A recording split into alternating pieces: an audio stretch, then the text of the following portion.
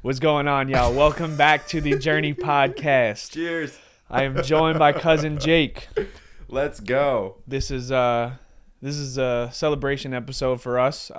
First official episode as Co-host. legitimate co-host. Legitimate fucking co-host, brother. Yes. Yeah. I want to, just shout out to you. Appreciate you believing in me, and believing in this podcast. Because I know we've been doing it kind of on and off and ripping and running, and I always love to have you on. But now it feels good to have someone like we spoke earlier that we look at as equals. We look at each other as equals. Yeah. And now we're going into this together. Yeah. And I think you and I as a dynamic, what we can bring to the table as individuals collectively we're going to propel ourselves so much farther forward in this space doing it together, because we're so unique in our own way, and I feel like we complement each other very well. So I think this is going to be I know we say this like every episode, but like this is the first episode. Well, we had Frivola, but right. Just you and I, because for the viewers watching, I want for them to expect you and I are going to be doing these episodes continuously. You know what I'm saying? Like, yes, we're going to have guests on and bigger guests, but this is always going to be a thing where it's just going to be, just the both of us. Yeah, I mean, we basically have, a pretty good audience, bro. Like, that's really just here for us, And that was one thing that we kind of realized after our last podcast. We were like, hey, man, like, I don't know. I just feel like we've been speaking the good word for years now. For years. And in a lot of ways, we haven't been taken serious because we didn't have the following. We didn't have the accolades, the accomplishments. And so it really is remarkable what we've done. I know it's like we've gotten some views on social media, but it's so much deeper than that, because we've gotten real engagement, and we've really been able to make an impact in people's lives with the certain things that we're speaking about. They're so not surface level. They speak to people's souls, and you could tell by the way people comment. And that's with us being really nobodies. Right. And it's so cool because like we've noticed, like, if it's just weird how society works. Like if Drake says something, everyone's like, man, you hear what Drake said? Look how cool that is. But if we like repeat what Drake said, people will be like, dude, like that you're an idiot. Like they'll hate on it, So I guess I just look forward to. I think we have a really amazing message, bro. I really do. I think we've had a really amazing message for a long time, and I think now with this platform and you guys watching the videos, we're gonna be able to be able to help more people as, I guess, a figure of authority. Yeah, and for those watching, on YouTube, Spotify, Apple, even on TikTok, please subscribe. Subscribe, comment, like, share, do all those things, because that helps us. And the bigger we get, the more we can do for our following. And eventually, like we spoke about, like we want to be able to fly people out. Change people's lives, give people a platform or an opportunity that they maybe wouldn't have had before that. Like we're gonna be the same guys. Like once we get to that level, we're still gonna be those humble, caring, guys that want to help the people that were in our shoes. Yeah. Because, I mean, yeah, we have people that helped us, but like nobody really like putting their hand out and really trying to help us get to that next level. But I want to be that for those people that were in my shoes, because we know what it feels like. And we know that there are a lot of people that don't have necessarily the work ethic that we do, and they might not have the confidence that we do. So for us, we were able to get it off the muscle and get it on our own. But for most people, like, people do need help, and I know for a fact we can't, like, I've learned, bro, over the years that you can't, really change anyone. But the number one thing you can do is inspire them. And that's why I think it's so important with all the things that we talk about, and how we speak to people. I did it this entire Thanksgiving, I was with my family, and I never know how much I'm growing until I go home for like Thanksgiving or like a Christmas and I meet with my family. Not to say that they're all kind of in the same place, but like also to kind of say like they all kind of are in the same place, you know. You hear a lot of on family get-togethers. You hear a lot of how is everything? Oh, same old, same old. I hate that shit. I'm like, really? You know, like there's nothing new. New girlfriend, new job, new hobby, new no, same old, same old. And people do that throughout life. It's almost like I don't want to be that guy, but like autopilot E. Um, so the point that I'm getting at is you never really realize how much you're growing until you leave the nest. You go out there in the wild like a fucking wild boar and you're fucking staking your claim and you're meeting people and trying to move up in the world and you're reading books and you're learning business and you're positioning yourself and all these things and you come home and your family is kind of just watching Netflix. I hate to say that, you know, but like that's kind of what it's like. Yeah.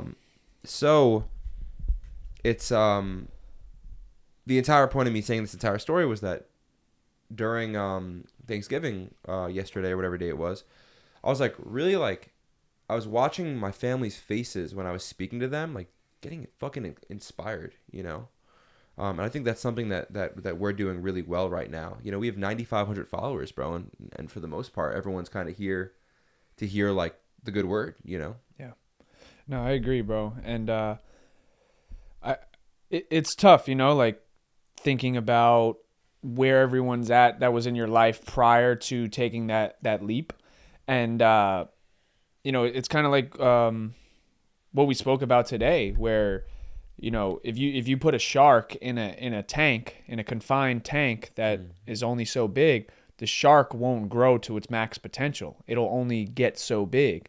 It has to be in an ocean around bigger fish and in a bigger surface area and to reach its, you know, max potential of growth. Yeah. And that's like the same thing with humans, where if you just stay in your hometown and you just stay in this little bubble, what do you think that's going to do for you as an individual? You can only get so far. You have to expand. You have to meet people. You have to try new things. You have to be uncomfortable. And I, you know, as of recently, like, to be like completely transparent to you and the viewers, like, bro, like I've felt completely lost. Yeah. And it's the first time in my life that I've ever really felt like this. I've always had some type of security blanket, whether it be college basketball, searching for a new school, you know, trying to chase that scholarship, trying to, whatever it may be. Yeah. I've always had something to look forward to. And as of recent, you know, I am at a point where I feel lost. I have been feeling lost. And I kind of don't know how to, I didn't know how to like handle it. And I'm never one to really like, you know, wear my emotions on my sleeve where, you know, you would never know if I'm going through it or not. And I try to just keep that solid mentality for like the people around me, because I know how hard it is for other people. And I know how mentally strong I am. So if I look weak to, you know, my friends, my family, my girlfriend, whoever, like if they can't depend on me, then that's not a good representation of like who I try to be, who I aspire to be. So I always try to put on this like tough guy, like I'm good mentality. And I mean, bro, over like the past, you know, couple months, like I've been kind of going through it like in my own head. And it's been tough. It's been like a battle. And I know you've dealt with it firsthand. Yeah. And it's a moment where you have to hold self accountability. And I can look around and I can point the finger, or I can play the blame game, and try to make excuses for my situation. But at the end of the day, as a man, I'm exactly where I am because of me. Everything that I've done, it's put me in the position where I'm at today. And if you can look in the mirror and accept that, then I think you're going to be okay. If you always want to look for a reason to find an excuse of why things aren't working out the way you think they should, then you're going to go down a slippery slope that there may be no coming back from. So that's kind of I'm fighting this, this like seesaw of like feeling bad for myself and feeling lost, but then it's also like what the fuck you have to do, just like fucking do it. So I'm kind of in the middle, I'm kind of like teetering each way, and I know a lot of people are probably in that same position. I would say in life, it's so important to get momentum. And I think right now, you're in a season of life where you had momentum going in a completely opposite direction.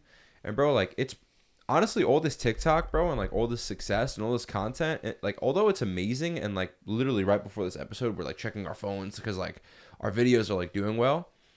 It's probably confusing because literally, a month and a half ago, 2 months ago, I was under the impression, you were under the impression that you were going to like pursue a career in basketball. And now when we speak about your career, it has to do with this.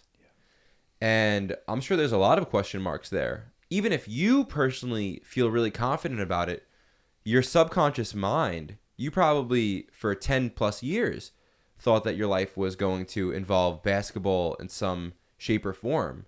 So now that that's being maybe put to the side or not even put on the table, you're just discarding basketball. It's probably your body is probably making you feel weird about it, I still to this day have dreams of playing football because it's like programmed in me. Anything you do for a certain amount of time gets programmed into you. So what the whole point of this entire thing is, I'm speaking about momentum. If we just keep doing this, and I want to translate it back to the viewers because it's important for them, but like but it's right now I'm speaking to you, like if we just keep doing this and we keep gaining momentum, you would never know the heights, the views, the elevated experiences that this would be able to take you. There's one thing in my room. I have one picture in my room, and I've said it over and over again. And it's this quote from Thoreau. And it's, if one advances confidently in the direction of their dreams, they will meet with a life unexpected in common hours. And basically that just means if you can, like everyone has a dream in this world, right? Everyone wants to do something. And I personally believe that God or the universe wants you to have that thing. Otherwise, like, why would that thing be planted in your mind? Like it's a preference. Some people have the preference for the color purple, the color yellow. I have the preference to do an artistic field. Some people might have a preference to do an athletic field. Where does that come from? I don't, like what science can teach you where your preferences come from? I think if you advance confidently in the direction of your preferences, i.e. your dreams, God will reward you. And not only do I think that will happen, I know it will happen because how has any of this happened? We're using we're using $8,000. This is a fucking $40,000 setup, I was playing football 2.5 years ago. I wasn't interested in any of this shit. I was never like, oh, I'm going to be a filmmaker. I'm watching Scorsese and Spielberg and I'm comparing. I found myself a year and a half ago watching Citizen Kane, studying it. What the fuck? I'm watching old Japanese films from the 1920s. And it all happened so easy. That was the beauty of it, So that's one thing I really want the viewers to hear, or anyone watching is like, in the beginning, when you have a dream, it's scary. But if you start doing it, you'll be so surprised at the little blessings that God or the universe throws your way. And let's just say you're like, you know what, fuck you, I don't believe you. All right, so don't do it, and then you get nothing anyway. Yeah.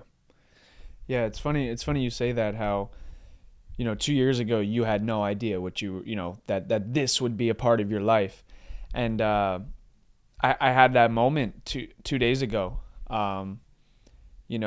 As a basketball player, college basketball player, aspiring professional athlete, all these things, right? I had these dreams from when I was 13, 14 years old, when my mom passed away, and I made this promise to her that, I was going to play college basketball, I was going to go D1 and all these things. And, the, hand I was dealt, I didn't get the opportunity to play Division I basketball, right?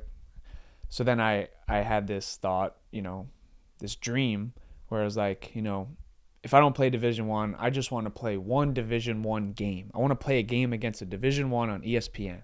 All my boys that I grew up with, they all did it. Everyone got that moment. And just for me, just from a kid that grew up playing at West 11th Park in Huntington Station, didn't play much travel ball, played 1 year of high school, there's all odds stacked against me. Why would I ever be able to achieve that? And on Wednesday, I got to play a Division I, St. Peter's, who made it to the Elite Eight last year. And it was a moment for me that I've been waiting my whole life for. I get to the free throw line, and in my peripheral, I see, the huge jumbotron, and I see my name, Zach Cummings, number 0 from Huntington Station, New York. I see the ESPN logo on the top left, and I want to go back and watch the film. I smiled. I literally was at the free throw line, and I smiled looking at the rim. And I was like, I've waited my whole life for this moment, And I was just trying to soak it all in, right? And after the game, I've waited so long for that, I didn't really feel any better.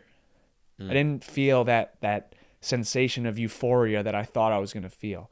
I've had this dream, for so long, and it wasn't what I thought it was going to be. And that was a tough moment where it was like, this is it. It was kind of dissatisfying, where there's a lot of things in life that you look forward to, and you talk so highly of it, and you kind of hype yourself up about it, and then you finally get that moment, and it's not what you thought it was. And it was kind of I don't know if I want to say a disappointment, but just a letdown, where maybe that wasn't my dream, And I think I want to believe that every situation you're in is for a purpose. There's a purpose behind it. There's a reason behind it. It only makes sense, right? But when you're in that gray area of not knowing where you're going, it's hard to believe that. Yeah. It's hard to believe that these things are happening for a reason. Yeah. It's hard to trust the process, trust everything that's going on, that it's going to lead to a greater good. And I can empathize with people where they can get lost on that journey, because it's scary. It's easy to get sidetracked. It's easy to negate everything that's being thrown your way and think that life isn't what you thought it was. And that's kind of that moment.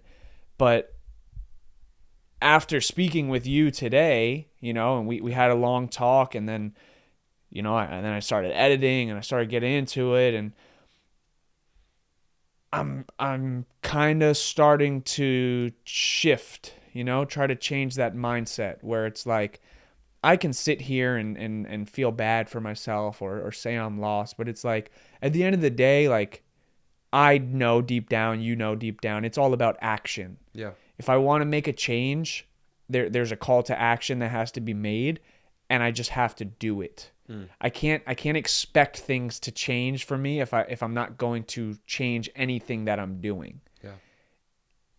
How do you expect different results doing the same thing all the time? That's what they call insanity. Yeah. And I don't want that label, on me or even in the back of my mind. I want to take control of my life. It's an amazing point, bro. And it's like such a good place to start if you're like kind of lost or you're confused or you don't really know what's going on with life. It's like, dude, just do different shit. Do anything different. Get a fucking coloring book. Like that's how much of a believer I am into doing something different, but realistically entering the unknown and entering something new. And like when you do something new, I heard Andrew Huberman, who's like a neuroscientist, say that when you do something new, you're you're activating new neural pathways inside of your brain, which apparently has something to do with dopamine. Apparently, a lot of people think dopamine is a feel-good neurotransmitter. I think serotonin is the feel-good neurotransmitter. Dopamine actually has something to do with learning, which is why it feels so good when you learn something. So if you're stuck in life, if you're like in this like scarce place and you're stuck, it's like, dude, pick up something. And you would just be so confused how one little hobby, it's like, hey, like, dude, maybe I'll pick up a guitar. You go to the guitar store, you have a good conversation. Hey, I own a huge company and I live in Miami and I'm looking for an assistant. Would you want to come move to Miami? Bang. Just like that. You were stuck. An hour ago you were stuck and now you're moving to Miami. And this guy's paying for it because you decided to learn a fucking hobby. And I know that can happen because it happened to me. Like, that's how I got to Miami.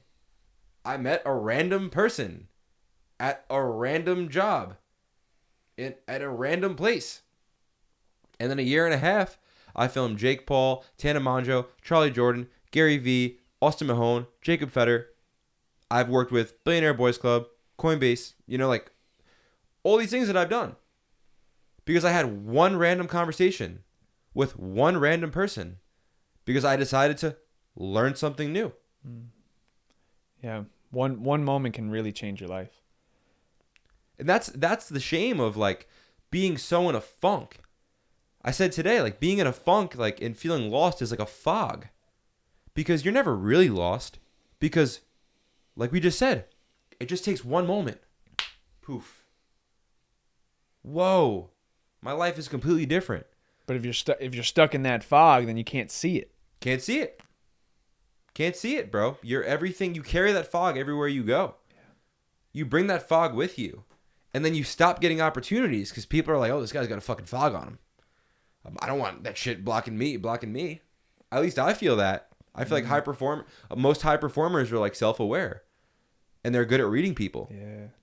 So if I come across someone who is negative or pessimistic or hateful, vengeful, judgmental, I don't want to deal with them.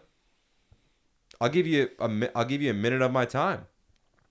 And I'll walk away like not disrespectfully, but like I'll walk away like unapologetically. Yeah. Because you're not going to take your shit and bring it to me because I've worked fucking hard to curate a positive zone around me, a positive, optimistic zone.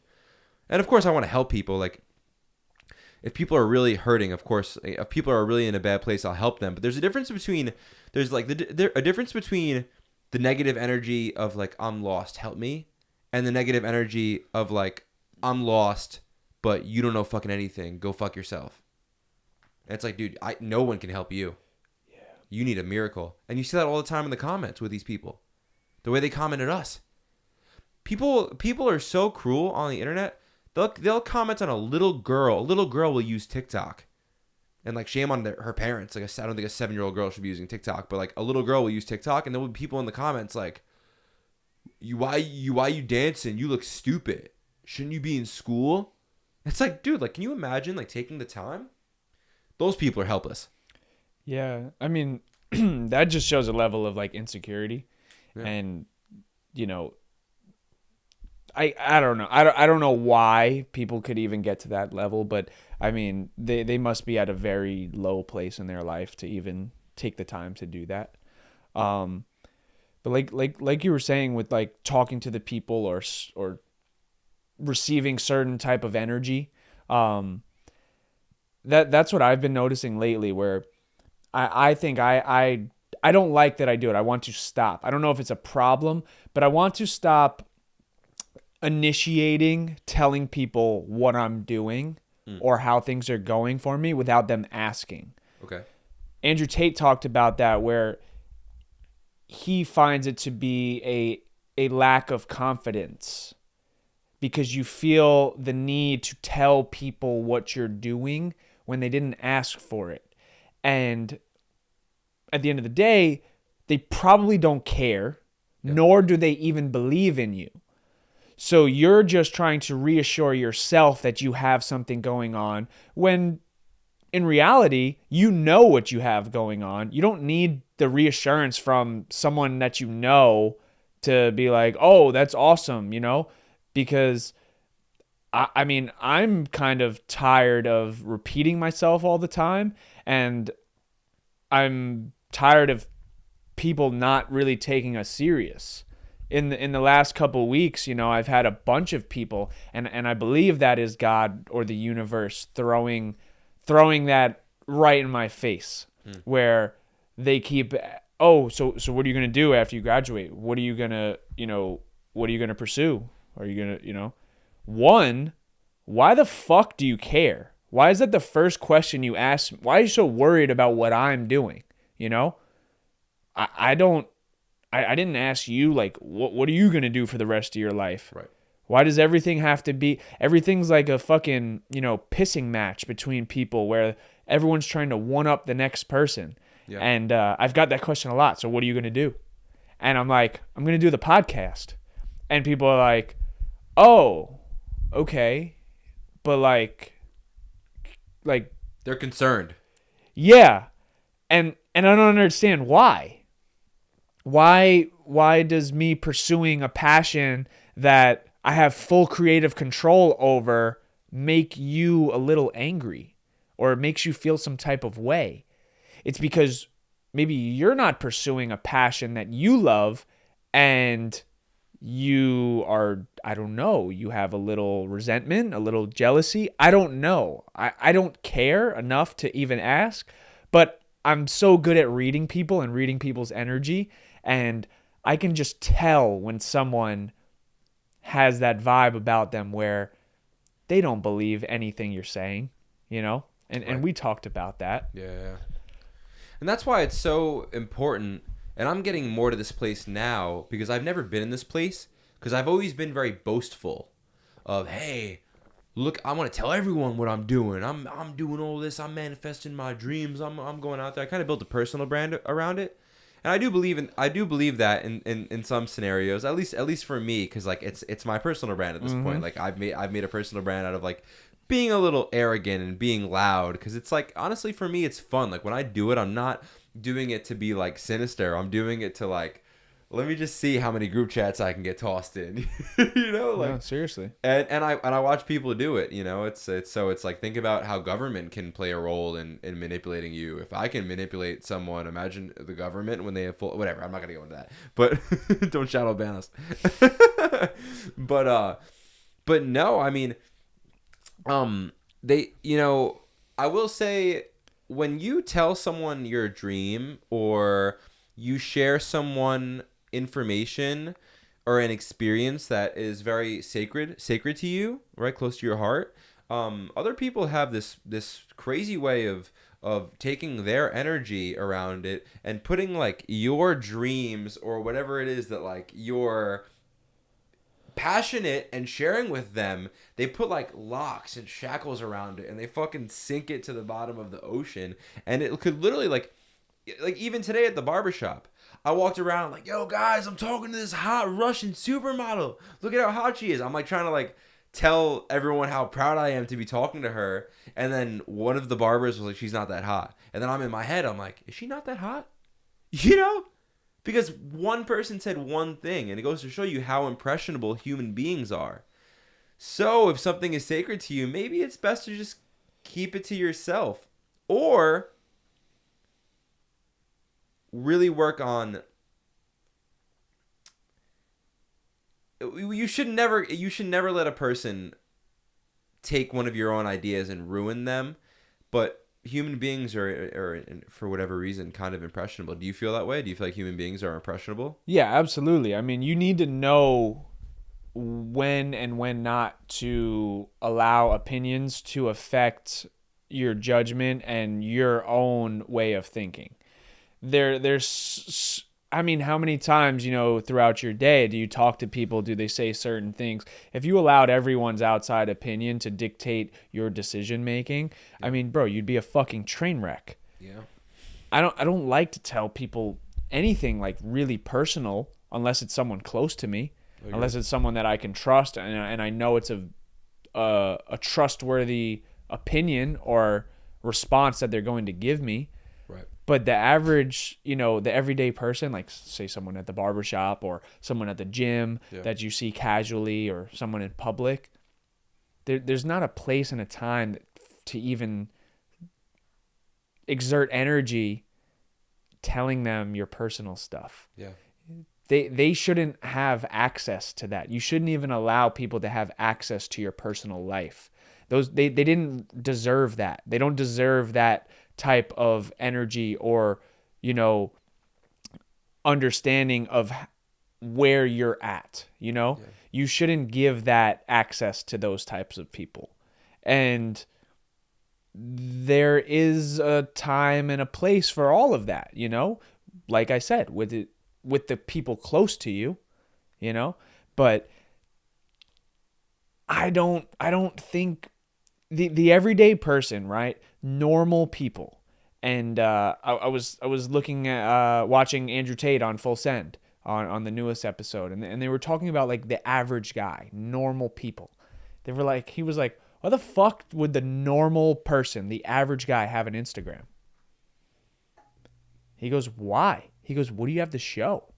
And it's like, fuck, bro. Like he goes, a lot of his friends, he goes, like a few of them, like he goes, maybe like, 2% of them are fucking like they made it, dudes he went to high school with, his boys. He goes, the rest of them, he goes, the half of them, he's like 80% of them don't even have Instagram. He's like, what the fuck are you showing off? What do you have to show? And it's that middle area where you don't need to allow everyone in. Yeah. Instagram, social media, everyone wants to let everyone know what they're doing all the time. I don't think that was the purpose of social media, and I don't think it's good to allow everyone to know what you're doing all the time. There's no point for it. Just put your head down, go forward, chase whatever you're doing. Mm-hmm. And then once you get there, sure, if you wanna, create a celebration post or let people know, hey, this is what I've accomplished, or hey, this is where I'm at in my life right now. But you don't need to let everyone in on the entire process. I completely agree with you. I would not have social media if I didn't use it as a business. And I know people could be hearing that and like instantly judging me, like, yeah, you fucking would. Like, you have this big ego. Like, hey, but I'm like, no, I really don't like social media. I like what it's doing for me. It's improving my life. A large part of my digital marketing career is revolved around social media influencer marketing. Yeah. But we've spent a lot of time talking shit about social media and speaking about how negative we view it and what it does in terms of comparison and, hey, look at what they have, look at what I don't have, look at how pretty they are, look at how pretty I'm not. And it was really hard, bro, to accept, like, hey, like I'm gonna use social media as a business, but I hate this thing. But it worked out in a way that it was so organic, and I felt like it was God's plan for me that I'm forced to see the good in it now. But I certainly would not be on it, bro, if there was no business involved, because it's any time spent on your phone is time not spent in the present moment. Yeah.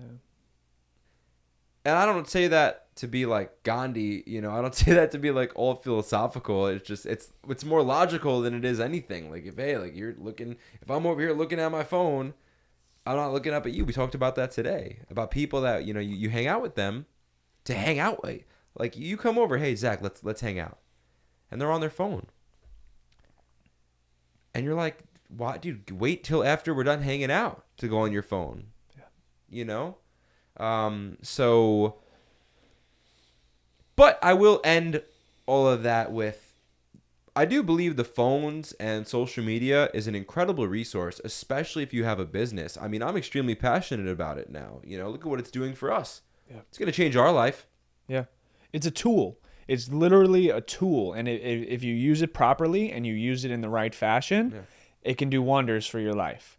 The phone, social media, TikTok, Instagram, it has changed millions of people's lives. Millions. A lot of people were, bro, a lot of people were no ones. All of these people that these kids look up to, the Jake Pauls, the Logan Pauls, the Mikes, all these people, right? These YouTube sensations. 20 years ago, they wouldn't have had a lane. No.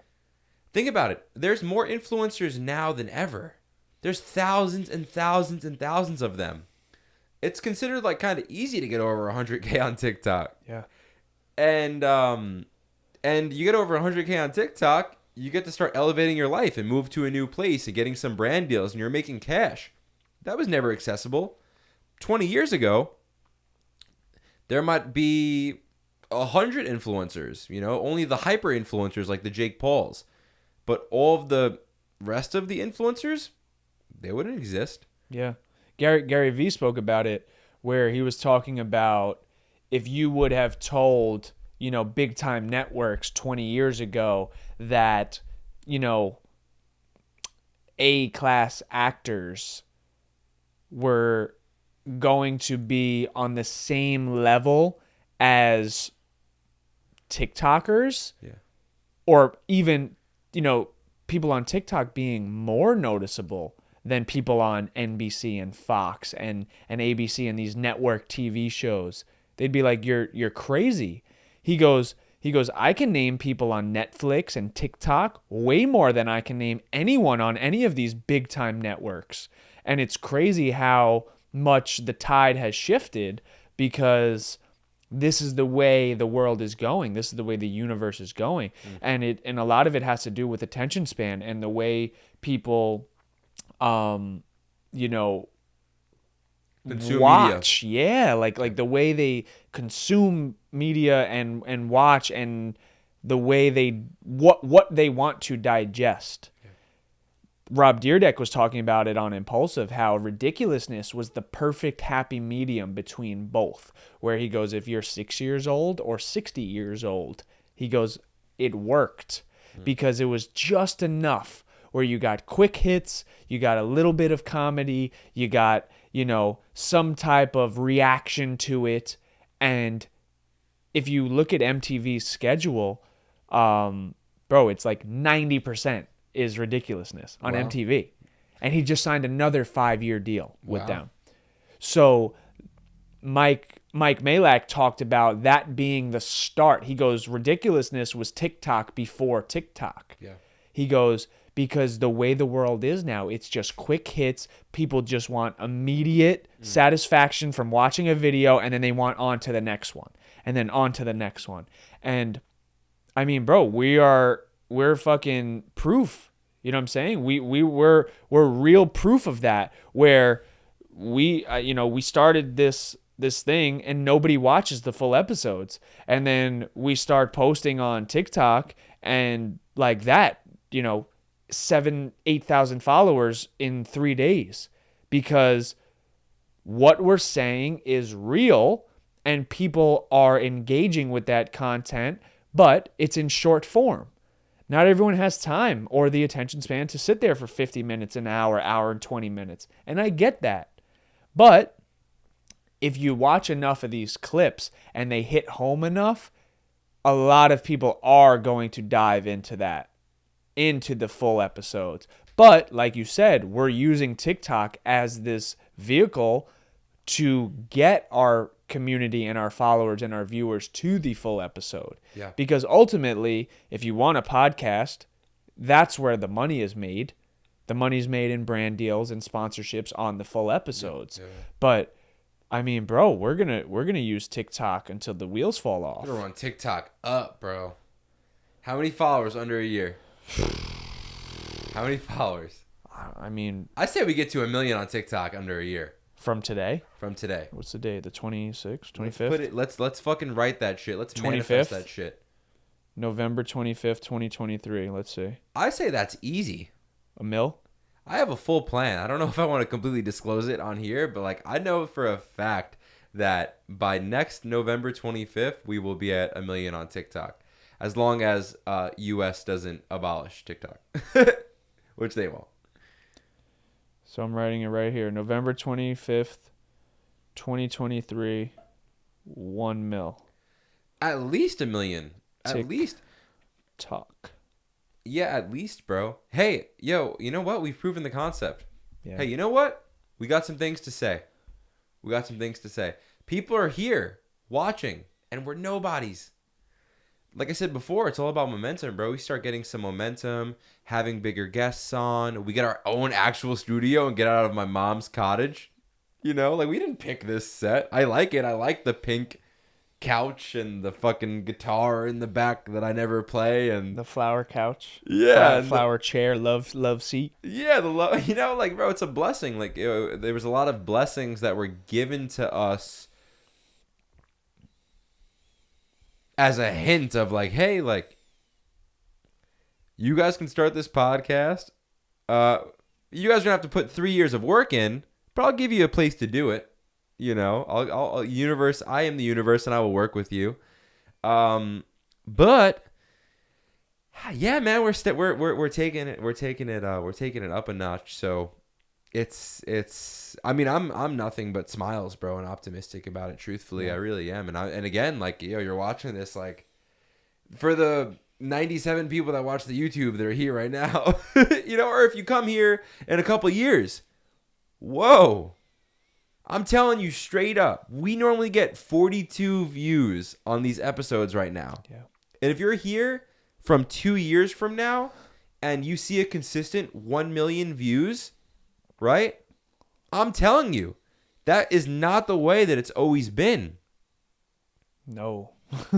No. It really hasn't. And this is episode 43 or 44? This is 44. 44. Episode 44. 44 episodes of not getting anything. Yeah. Literally nothing. The most views up until this point was episode 2, actually, which is 1.8K on a full episode. 1.8K. It's not good at all. No.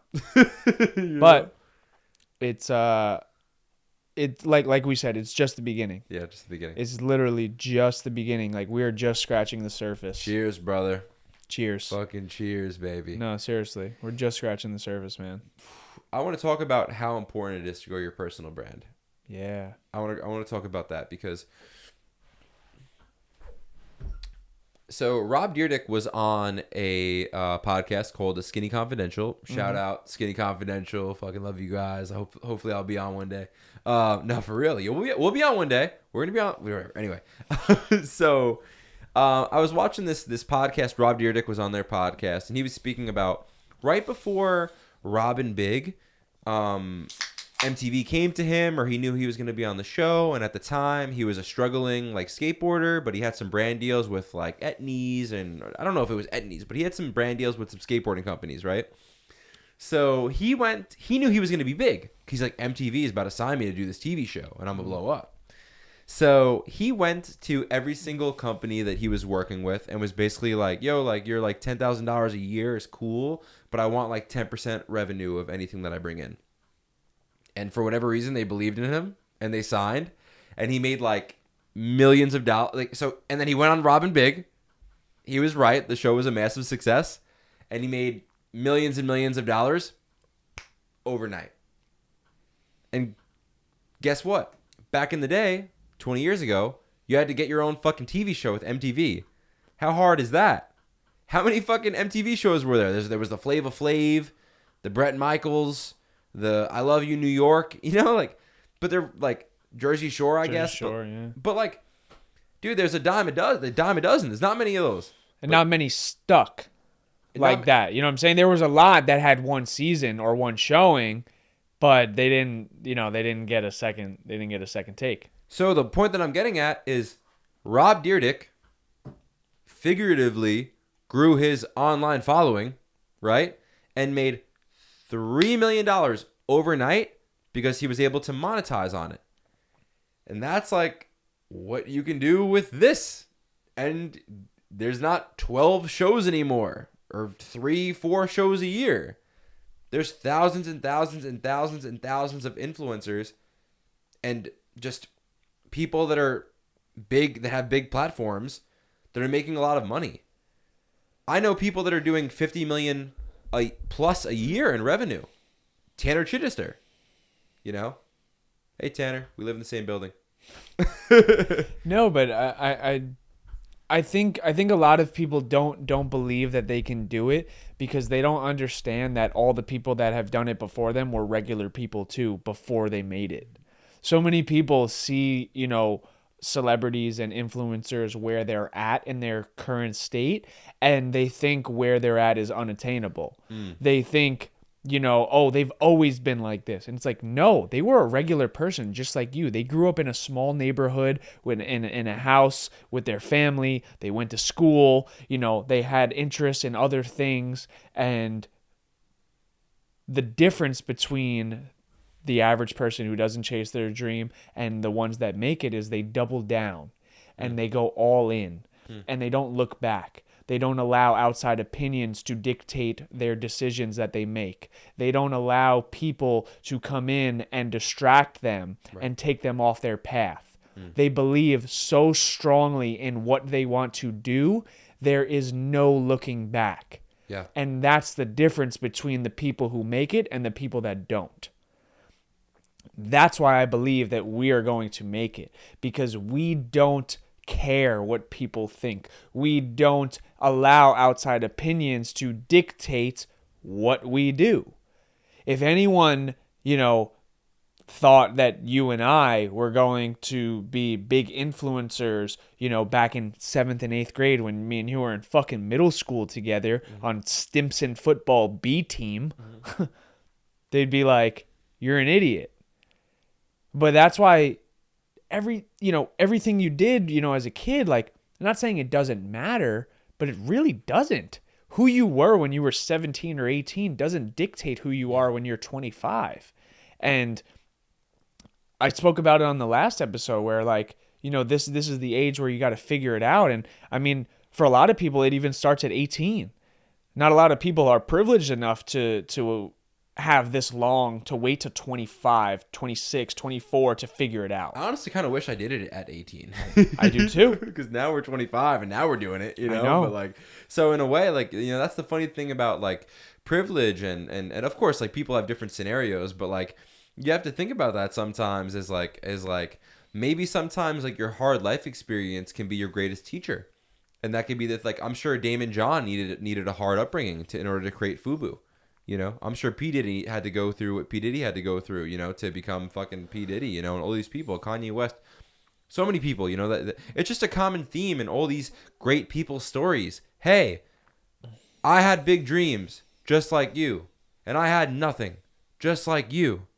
And then I had this crazy imagination. But the difference between me and you is you might have the imagination, but I had the fucking work ethic. And I went to work for 10 fucking years. And nobody took me serious. But I didn't give a fuck. And after 10 years, something hit. And now I'm P fucking Diddy.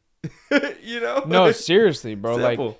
Like, and to reach any level of success, there has to be some level of failure. There has to be some level of trauma that you go through. every single loss, right, is a lesson. They're stepping stones to create the person that you want to be. If you don't go through anything and you don't have any trials and tribulations, you won't know what to do when you finally get to that point. Because all these things in your life are building you up to the person you're supposed to be. And I look at my life like that, and I need to do a better job of realizing that, of understanding that, like, like, we're going through this for a reason. These things in my life are happening because it's for the greater good. These things are necessary. But for the viewers and for people watching, like, at this point, I can see how those things in your life shut you down and make you want to quit. Yeah. The only time you ever lose in life is when you quit. I agree. The only time you lose is when you quit. If you quit something that you're striving for, how can you ever make it? If you don't continue to put one foot in front of the other and chase that thing that has that fire in your heart, how are you ever going to make it? Yeah. I don't understand how people think quitting is okay. I'll never quit anything I do. It doesn't make sense.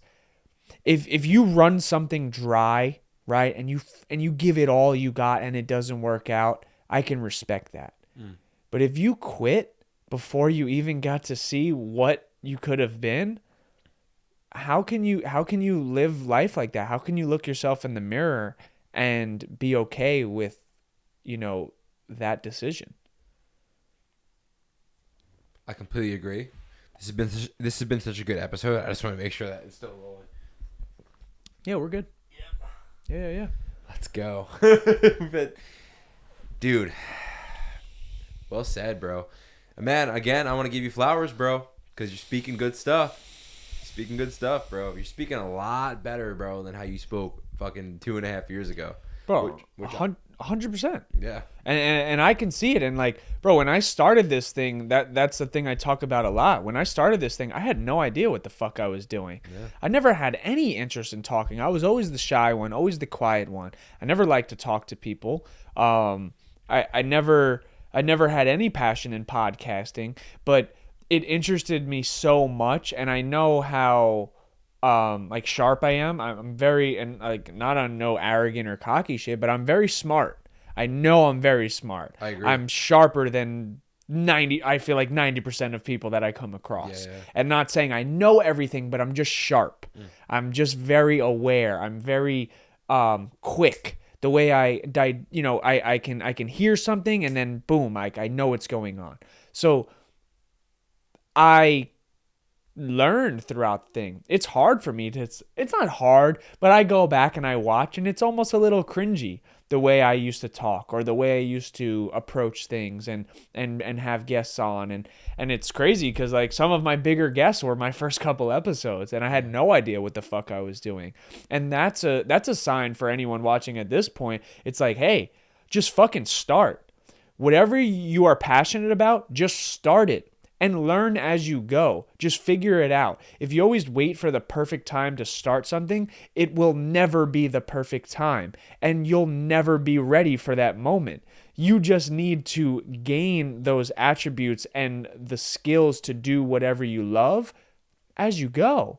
How do you expect to get better in anything if you have no experience in it? If I waited to be a good podcaster before I started the podcast would have never fucking started. Right? Like, I learned as I went. Bro, think about it. We're 44 episodes fucking in right now. 44. Look at episode 1 to now. It's night and day. So it's like, if you want to start anything, bro, just start and figure it out as you go.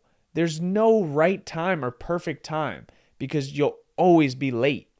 It'll always be too late.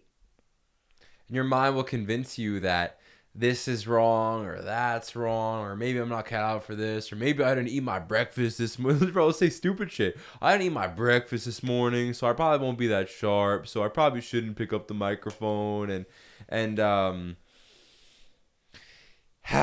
it's just such a good point. You know, I remember you know, this is a funny story, but I remember I was growing up and I was so afraid to be a waiter. You know, something small as being a waiter, like carrying fucking trays of food and not trying to drop it on people. And then I became a waiter, and then I dropped a full tray of martinis on a grandmother for Mother's Day. Bro, there was like 30 people at the table, bro, celebrating grandma, and I dropped the tray. And even dropping the tray on grandma wasn't as bad as the fear of dropping the tray on grandma, which is crazy to think about, like, what worrying is versus actually dealing with something. Famous quote. This guy about to die, they ask him, hey, what do you regret? He's like, I spent majority of my life worrying about things. 99% of them never happened. And it's just such a crazy thing, because the things that you're afraid of, when you actually encounter them, 99% of the time, they're not as scary as you think they are. And then you beast it. And then you get self-fucking confidence and respect for yourself. And you do that enough, and you're like, yo, I'm unstoppable. I can do anything. And then you go up to the girl that you want to talk to. You have a disagreement with your boss and say, hey, you're disrespecting me. I want a fucking raise, motherfucker. You know, like, you stop taking shit because you were afraid of all these things, and you showed up and said, I'm not going to let this fucking fear stop me. And then now you're doing good. Yeah, that just goes to show you how powerful the mind is.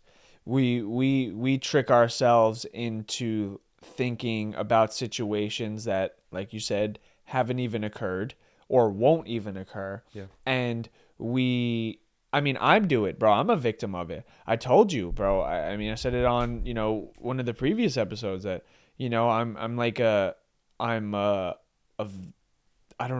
prisoner to my own mind, where I try so hard not to think about certain things that I think about them so much, and I have to try to distract my own mind and my own self to get those bad thoughts out of my head. And it's this ongoing battle that I deal with all the time, and I haven't always had this, and I don't know what it is, and I don't know what a coping mechanism would be to help deflect those thoughts, but it's something that I've been dealing with as of recent. And are they life-threatening or suicidal? No, not even remotely close to that. Right. But there is a lot of bad thoughts that come in my mind that I don't want to be thinking about those things, right? So it's just I could only imagine what certain people go through that really can't control those thoughts. Yeah. That's like the thing, with like, we've spoke about like Robin Williams, like someone that looks like the most happy-go-lucky guy and the funniest guy on the earth, and that guy commits suicide. You know what's crazy, bro? Like, and I know that I've dealt, but yo, I've been there. I've been there, bro. I've been there a lot. Dude, I've been there a lot, bro. I've been like, it's just a thought pattern that gets out of hand. And you get to this place, bro, where you're thinking these thoughts and you're trying to not think about them, but that which you resist persists. So by trying not to think about something, you're adding gasoline to the flames. And you spend 5 weeks doing it. It's hell. The first thought you think about in the morning is the last thought you thought about the night before. And you wake up and you're in constant agony. I've been there. One thing I'll say, now that I'm not there anymore, is that one, I'm thankful for it, actually. I'm thankful, bro, because it made me be able to be this passionate. You don't get this without, you don't get fucking this without this, bro. You know, I say it all the time. Life is duality. I believe you want the fucking highest level of love. You need to understand despair. I want to be able to help people and connect with people. How can I connect with someone who is ripped from their family at a young age and had a really terrible situation if I've never been through anything? Yeah. So it's just one of those things that I'll say, one, I'm thankful for it, but two, it's never even real, bro. Yeah. It's never even real. We can catastrophize. I can catastrophize right now. And that's why I'm thankful, bro, for spirituality and guys like Wayne Dyer and Muji and Deepak Chopra and Jordan Peterson. Because life can be like, if you don't understand how this thing works, especially now with the phones being engineered to fuck with our dopamine and shit, and like we're consistently taking blue light in and we're not sleeping enough and we're eating all of these seed oils and all these shitty foods, right? And the food isn't as nutrient dense as it used to be 50 years ago. You're going to feel fucked up mentally. So when you're feeling fucked up mentally, you need to know how to deal with that. And that's why I love Christianity and religion and all that stuff, but honestly, what I love even more is spirituality, meditation. How does my mind work? You know, can I witness a thought? Can I watch a negative thought and say, well, that's not me. That's not me. I'm gonna let that go. You know, so many people, bro, are so consumed by their thoughts, and that's why they drive themselves crazy, because they believe that they are their thoughts. You're not your thoughts. You have 70,000 thoughts a day. You do this for fucking 20 seconds. Shut up and just listen to what your mind is saying. What's that sound? Oh, that sounds there's a squeak. I remember my mom did this squeak once, and then my ex-girlfriend was there with this squeak. Your mind, it creates labels and judgments for everything. Shut the fuck up. You're not that. And that's why, like, I believe in spirituality and mindfulness, because you learn that you're not that, and then you learn how to cope and deal with it, so you don't spend any time in that place of despair. I haven't been in that place of despair in a long time, bro, and I'm very thankful. But it took going there to know how to deal with it. Pee break. Exactly. All right, we're back from pee break. But what you were talking about with like being in your own head, that it's a very scary thing that I feel a lot of people go through, and I go through it at the lowest level. But can you imagine not being able to get out of your own head? Where are you going to go? If you have those thoughts in your mind that are just flooding your brain and flooding the way you think, where do you go? You can't get out of your own head, and I feel like that's why a lot of people go crazy, or they do something that they strongly regret. Because if you're in a situation that you don't like in the outside body, you can leave, right? You can go home. You can go to another place. You can get in your car and drive away. How do you get out of your own head? And that's what drives people to extremes. And I was always someone who almost downplayed it, right?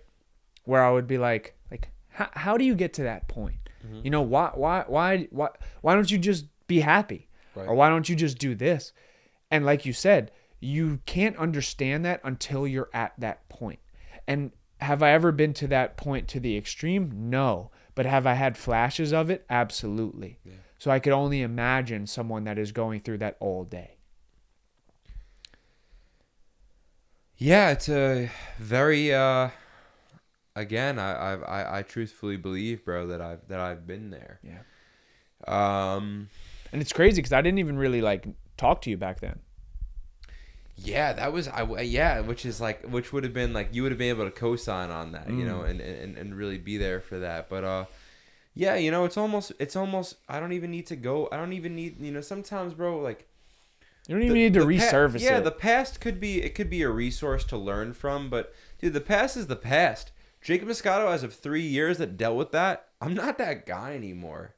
You know? Yeah. And that's like one thing people need to understand about their pasts. Is like, yo, you don't have to be that person anymore. I believe that with all my heart. People hold on to all this baggage. My mom did this to me. My ex-girlfriend did this to me. My teachers abused me. Blah, blah, blah, blah, blah, blah, blah. What are you going to do about it? What are you going to do about it? You want to keep blaming them?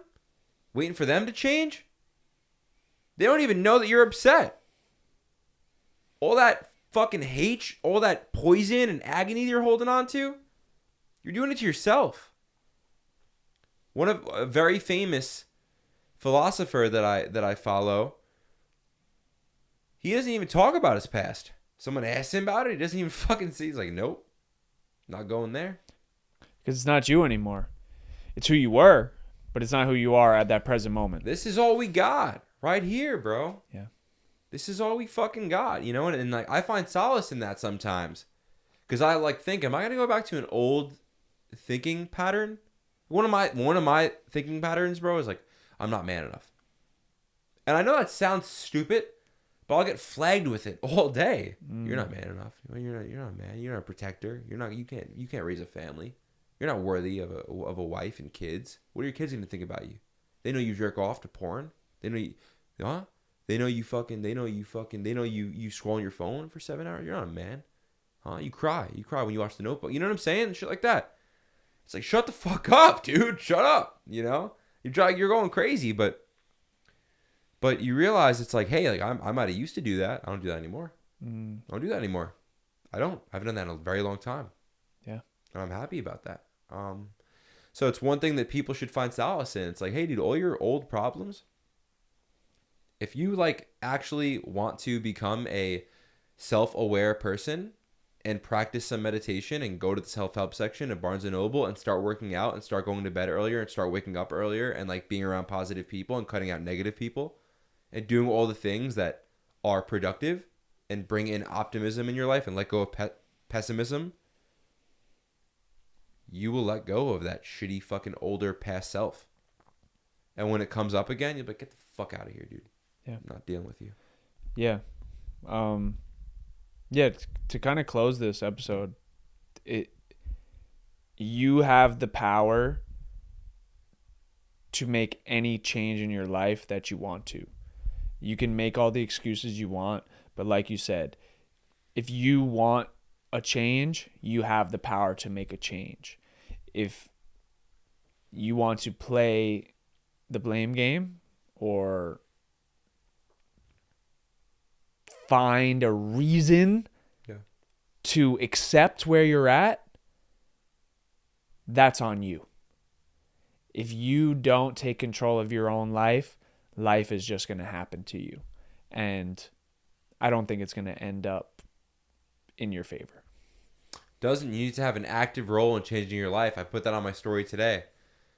You want your life to change? What do you like? You think something magical is going to come across and it's going to do things for you? Something magical will come across, but it's not going to do it for you. Yeah. You need to put the work in.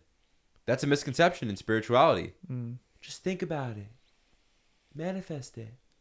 Right? Manifest it.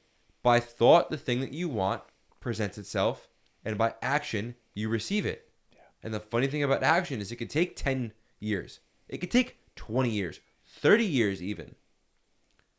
When you're going after something meaningful. So, are you willing to put the 30 fucking years in? Because I am. Good man. Good man. All right, let's end it on a good note. It's not even really that funny of a question, but kind of interesting. Let's go for it. Okay. We like to do that. We're doing this now because like it's just, hey, like we were on for the whole episode. Now we might as well do a little switch topic. Yeah, just it's funny to catch Jake off guard a little bit. The camera's probably about to die in the beginning of this. Okay, So let's do it quick. Let's do it quick. All right.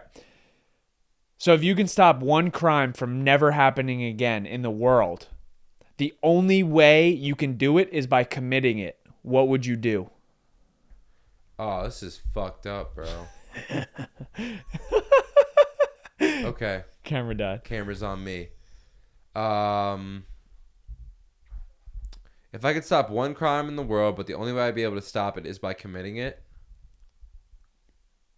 It's such a fucked up question. I think this is like you get canceled answering this question. Is that what you want to do to me? You want to end this before it starts? We're getting followers. I'm drunk now. I could say anything. I could say fucking anything. Okay. One thing in the world I can stop, but I have to commit it.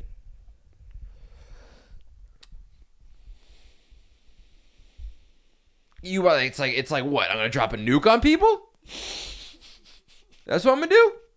For the sake of the greater good? I don't know if I could say that on the internet.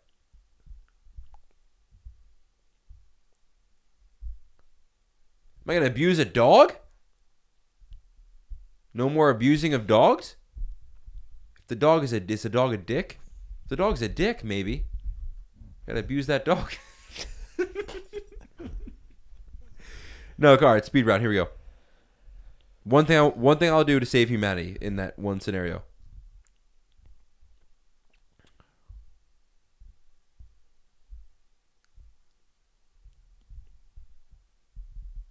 Speeding. No more speeding tickets for anybody.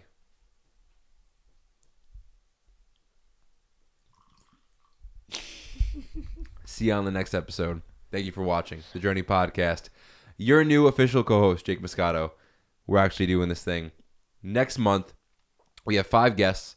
They have a combined 20 million plus in following on TikTok, and they're all interesting.